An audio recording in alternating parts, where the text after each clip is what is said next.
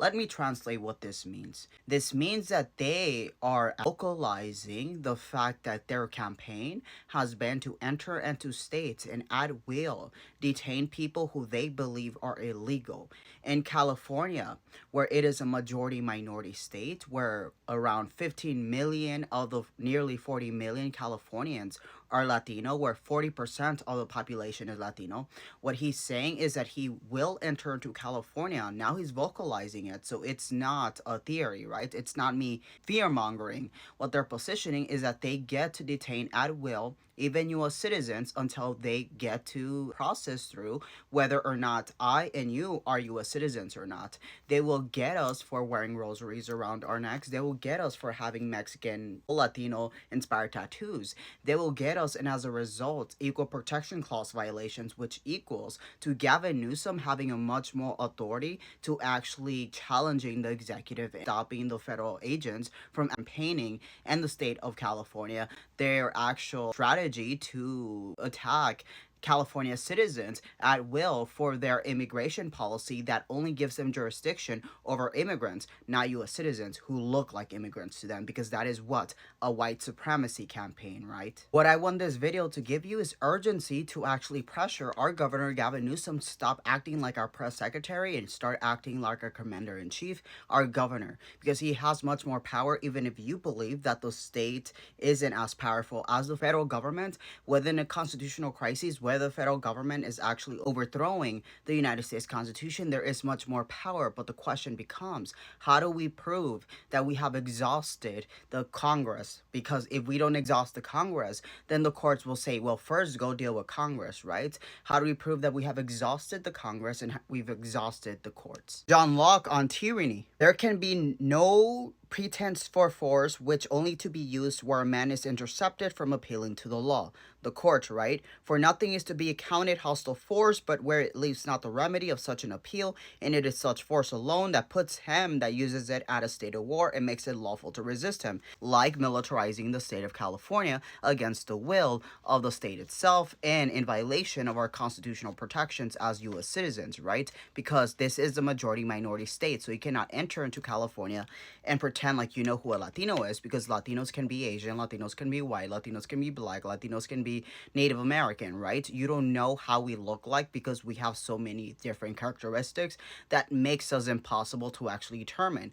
Speaking Spanish, I speak Spanish. I'm a US citizen. Listening to certain music, I listen to certain music. Shopping at certain places, I shop at certain places. So Sangaya, what are the solutions? Because it's easy to point out the problem, right? But what are the solutions? And I'm going to give that to you right now. First, it's important to understand the role of law, right? The role of law, because people are prioritizing a legal solution as if it's a fast route to actually fixing this, when in fact it's slow as fuck. In fact, the rule of law is intended to restore. So first, like what they told the FBI officials who worked on January 6th, right? The courts told them that because there is no proof that the FBI will retaliate against them right now, then they cannot do anything. But if it happens, then come back to the courts. So ultimately, first you have to be hurt in order for them to even attempt to restore it, right? But right now, we need prevention. We need people to actually intervene, and that won't be the courts, at least not willfully. So for law, first you have to be injured before you can get the remedy. For politics, it's actually supposed to prevent the injury so that you don't get harmed, right? Of course, Congress, including our Democrat officials, because Republicans have been telling this for over a decade that they wanted to do exactly this, and Democrats were just like, how cute, and just didn't actually be proactive in it. They were actually reactive and sitting on it. So let's go back to the solution. Because no matter how much we can criticize the Democrats, I can do that all day with Nancy Pelosi. They are the vehicles we have in order to be capable of getting beyond this. And this starts with pushing willingness, right? There's a cycle of incompetence and unwillingness in Congress and also in the courts. How do we fix this? How do we prove that we have exhausted Congress? How do we prove that we have exhausted the courts? I've been marinating on this, and there's two different parts, right? forcing willingness on Congress. How do we position that we have exhausted congressional action, right? I would say that would be forcing an impeachment vote. Obviously, we're going to talk about how we force that, but it's not about impeaching him because we know it's not going to work. It's about keeping the record, right? Because ultimately, if we have on record the fact the majority Congress is actually usurping the constitutional order, then that means that the courts have to resolve. But if the courts don't resolve, then that means that we have exhausted the courts as well. And that goes back into what state rights, maximization. But how do we do that? It really begins with the question, starting with California. And the reason why I push California is because, one, we're the fourth largest economy, but also I understand that we have a privilege in being the fourth largest economy, that we can actually lead in resistance and other states will feel much more comfortable. It is not fair for us to expect other states, blue states, to actually step up to a role that the fourth largest economy and the one with the most population should be capable of actually pushing forward. And we also have that unique characteristic of the fact that we're a majority minority state, which means that we can utilize the breaking of the Equal Protection Clause in order to disconnect from this federal usurpation, right? But it began with the Equal Protection Clause. Does the state of California have the authority to defend constitutional liberties of its majority minority civilians and citizens away from the executive targeting of 40% of its population, over 15 million Latinos, and then also the majority minority population, which ultimately produces that there is diverse non-white population that ultimately makes the majority of the state? All of which being capable of being targeted under this administration of getting every single illegal immigrant. How do you determine who is an illegal immigrant en un estado que habla español?